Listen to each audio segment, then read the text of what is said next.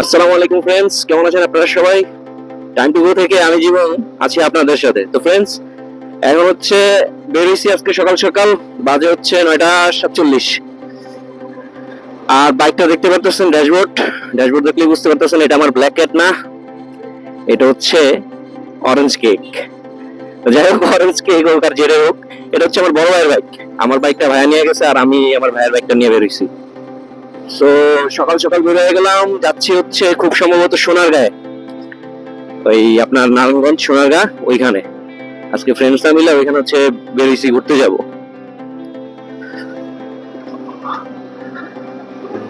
মোটামুটি সবাই আছি একসাথে। সরি, রাদিয়াত বাইকে নিবে হচ্ছে আসাদ গেট থেকে। তা এখন রাদিয়াত বাইকে নিয়ে তারপর হচ্ছে রওনা হয়ে যাব ওইদিকে। ফ্রেন্ডস থাকেন আমাদের সাথে, রাদিয়াত বাইকে রিসিভ করি, তারপর বেরোই, ঘুরতে যাই, মৌজ মাস্তি করি। কটা বাজে?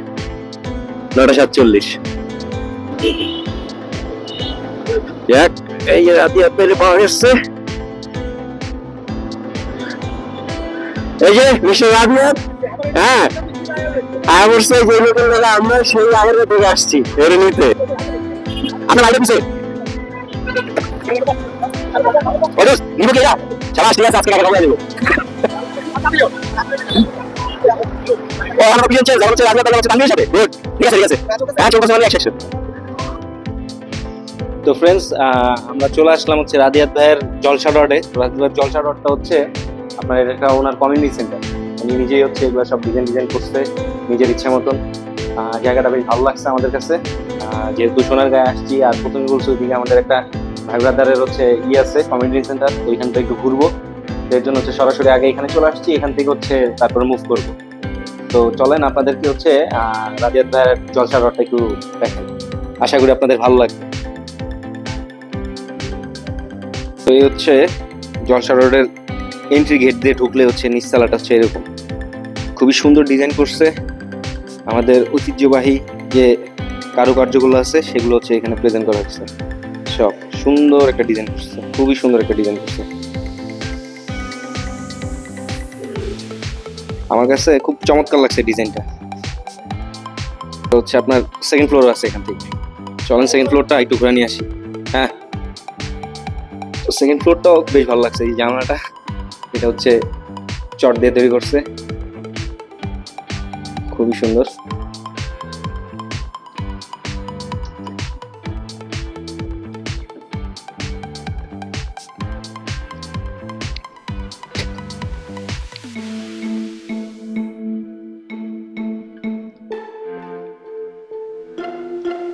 অনেক সুন্দর একটা ফ্লোর এটা। যারা হচ্ছে অনুষ্ঠানগুলো এখানে করে আমার মনে হয় তারা বেশ পছন্দ করে জায়গাটাতে। অনেক বড় একটা ফ্লোর নিয়ে করছে এটা।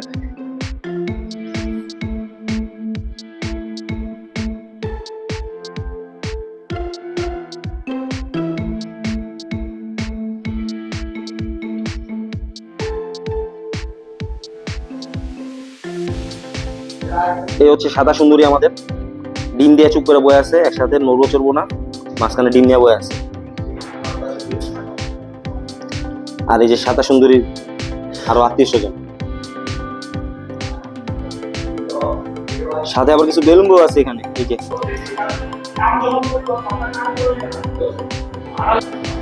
ঘটনা যেটা করছে সেটা হইতেছে আপনার কালচার হচ্ছে আমার প্রথম যে ফুটেজ গুলো ওইগুলা কিছু নাই। এদিকে সরা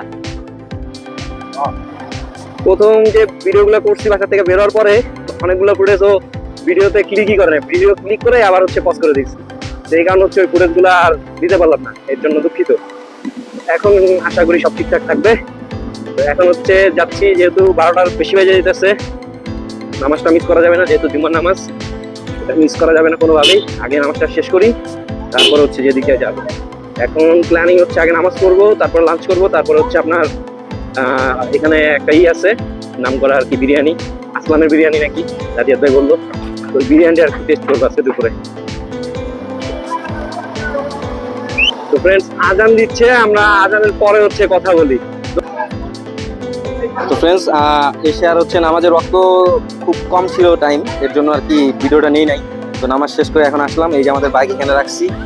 আর যেটার জন্য কষ্ট করে আসলাম এত দূরে সেটা হচ্ছে এই যে সামনে। এখানে অনেক ভিড়, মানুষজন একবারে পুরো ভরপেট। হ্যাঁ, এই হচ্ছে আসলামের বিরিয়ানি, বিরিয়ানি হাউস। রাদিয়াত ভাই নিচ্ছে, জন অলরেডি চলে গেছে। খুবই ফেমাস এখানকার খাবার। এই যে ভাই খাবার হচ্ছে বাড়তেছে। সরি ভাই, সরি। মানুষের ভিড় প্রচুর, অনেক আসতেছে, মনে হবে যে এখানে একটা বিয়ে বাড়ি লাগছে, এরকম মনে হবে। হঠাৎ করে কেউ আসলে মনে হবে যে একটা বিয়ে বাড়ি। এটা বিয়ে বাড়ি না, এটাই হচ্ছে আসলামের বিরিয়ানি। আর ওই যে ওইখানে হচ্ছে বসে সবাই খাবার টাবার খায় সামনে। এই যে এই হচ্ছে বসার স্পেস, খুবই সুন্দর একটা জায়গা। আসলে হচ্ছে এরকম একটা জায়গায় এরকম একটা বিয়ে বাড়ির খাবার খেতে পারবেন আপনারা। কি রে ভাই, শুরু হয়ে গেছে? থাম একটু, থাম, এমন করো কেন? এ এখন হচ্ছে চলে যাইতেছি। কোথায় যাবো জানি? পানাম সিটি। এখন যাবো হচ্ছে আবার এখান থেকে পানাম। তো কথা হবে আবার রোডে উঠি। এখন তো হচ্ছে গ্রামের রাস্তাগুলোতে আছি। এই যে ছোট ছোট ছেলেমেয়েরা যাচ্ছে, ওরা হয়তো খাবার খেতে যাইতেছে। ফ্রেন্ড, এরকম একটা জায়গায় যদি একটু ব্রেক না নেই তাহলে হচ্ছে জায়গাটাকে সম্মান করা হলো না। এই কারণে হচ্ছে এই জায়গাটাকে সিলেক্ট করছি যে এখানে আমরা একটু ব্রেক নিব। সবাই একটু রিল্যাক্স করতেছে, আড্ডা টাড্ডা দিতেছে। সুপার একটা প্লেস, সুপার একটা প্লেস।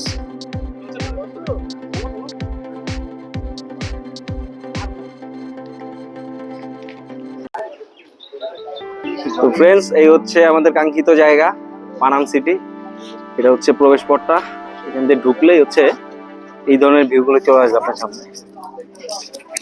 কালচারালকে রিপ্রেজেন্ট করছি। আমরা সাধারণত যে জিনিসটা দেখতে পারতেছি সেটা হলো গিয়ে পানামনগর। পানামনগর ছিল আমাদের এই আদি ইতিহাসে 1300 সালের সময় থেকে আমাদের বাংলার বিভিন্ন ধরনের মসলিন, থান কাপড় এবং আমাদের নীল চাষের মাধ্যমে আমরা এই মেঘনা নদীর দ্বারা বিভিন্ন আমেরিকা থেকে শুরু করে কানাডা এবং এইসব জায়গাগুলোতে আমরা আমাদের এই কাপড়গুলোকে বিক্রি করতাম, যার কারণে আমাদের কাপড়ের খুব ভালো একটা নাম ছিল। তো এই কাপড়ের নামের সময় আমাদের এই জায়গায় যারা ধনী ব্যক্তি এবং ব্যবসায়ীরা, বণিকরা ছিলেন, তারা সাধারণত 3টা নগরী তৈরি করেছিলেন ওনাদের বসবাসের জন্য। একটা ছিল খাসনগর, একটা হলো গিয়ে বড়নগর এবং একটা পানামনগর। সময়ের বিবর্তনে 2টা নগরী নষ্ট হয়ে যাওয়ার কারণে এখন আমাদের একটি মাত্র পানামনগর দৃশ্যমান। এই পানামনগরের প্রত্যেকটা দেওয়ালে রয়েছে আমাদের বিভিন্ন ধরনের টেরাকোটা থেকে শুরু করে আমাদের পুরো শিল্পী, যেটা কিনা ওই সময়ের ইউরোপ এবং আমেরিকার বিভিন্ন জায়গায় এবং ওই সময় গ্রিক ম্যাথোলজিটাকে খুব ফলো করা হইতো এবং ওই সময় পুরো রোমানদের রাজত্ব ছিল। এবং তাদের এই নকশা শৈলীর মাধ্যমে আমরা আমাদের এই বিভিন্ন ধরনের এই যে কালাকৌশল আমরা দেখতে পারতেছি, এখানে প্রত্যেকটাতে টেরাকোটার কাজের পাশাপাশি আপনারা খেয়াল করবেন রোমান আর্কিটেকচার ছিল। এবং মোস্টলি এটা কিছুটা অংশ আমাদের এখানে অলরেডি বিভিন্ন জায়গায় মাটির নিচে চলে যাওয়া সত্ত্বেও আমাদের কিছু নিদর্শন আমরা দেখতে পারি। যে বিল্ডিংটা আমরা অলরেডি দেখছি সেটা হলো গিয়ে ওই সময় আমরা অলরেডি আছি দোতলায়। একতলা আমাদের নিচে ধ্বংসাবশেষ হয়ে গেছে এবং উপরে পরবর্তীতে দেখতেছি 3 তলা পর্যন্ত এটা প্রত্যেকটা বিল্ডিং এর ফাউন্ডেশন ছিল। এবং ফাউন্ডেশনগুলো থাকার কারণে আপনি খেয়াল করে দেখবেন আমাদের প্রত্যেকটা কাজের নিদর্শন ছিল। আপনি যদি উপরের সিলিং দেখেন, আপনারা যদি সিলিংটা ফোকাস করে দেখতে পারেন তাহলে বুঝবেন এখানে প্রত্যেকটা ব্যাপারে আমাদের ওই সময় মোগল ইট নামে পরিচিত প্রত্যেকটি শিলালিপিতে আমাদের এই খচিত ছিল। এবং পরবর্তীতে 1500 সাল থেকে 1600 সালের দিকে যখন আমাদের এই বাংলার রাজধানী তথা সুবর্ণগ্রাম, যা বর্তমানের সোনারগাঁ হিসেবে পরিচিত, আমরা বাম পাশে যেটা দেখতে পারবো এটা হলো গিয়ে একটা মন্দির ছিল। এবং এই মন্দিরটা থাকার কারণে এবং সব থেকে বড় কথা, সেই সময় কোনো হিন্দু মুসলিম ফ্যাসাদ ছিল না। ওই সময় আমরা আমাদের মানুষের প্রতি অনেক ভালোবাসা এবং তীব্রতা ছিল, যার কারণে আপনারা যদি মন্দিরটাকে একটু লক্ষ্য করে দেখেন তাহলে দেখতে পারবেন এটা একটা মসজিদের আলোকে তৈরি করা মন্দির। এবং ওই সময় ধর্মের সম্পর্কে মানুষের থেকে মানুষের মানসিকতাটা এত উত্তম ছিল যে তারা এখানে প্রত্যেকটা শিল্পী সেই মনে করেন মুসলিম আকারে মনে করেন যেভাবে আমাদের মসজিদে থাকে সেই মসজিদের ইয়া করে আমাদের পুরাটা জায়গা উৎসজনে এই পুরাটা জায়গা হয়তো মূলত বাংলো মানে বাংলার লোক, ঠিক আছে। ওখান থেকে ব্রিটিশরা বাংলো ওয়ার্ডটা আসছে, যার কারণে এখন বিভিন্ন বাসা বাড়িকে যে বাংলো বলে এটার একটা ইয়া ছিল, নিদর্শন ছিল এটা। এবং এই মন্দিরটা এবং সামনে হইল গিয়ে তাদের উপাসনালয় ছিল এবং এটা নিচটা এবং তাদের উপরের যে টেরাকোটাটা দেখতেছে ওই প্রত্যেকটা টেরাকোটা মুসলিম ঐতিহ্যকে যেমন ফলো করে, প্লাস এটা একটা মন্দির হিসেবে মানুষের প্রতি ভালোবাসা, ধর্মের প্রতি যে ভালোবাসা, রেসপেক্ট, ওই জিনিসটা ছিল। কারণ ওই সময় আমাদের এই নকশাগুলো আমাদেরকে ঐতিহ্যকে রিপ্রেজেন্ট করতো।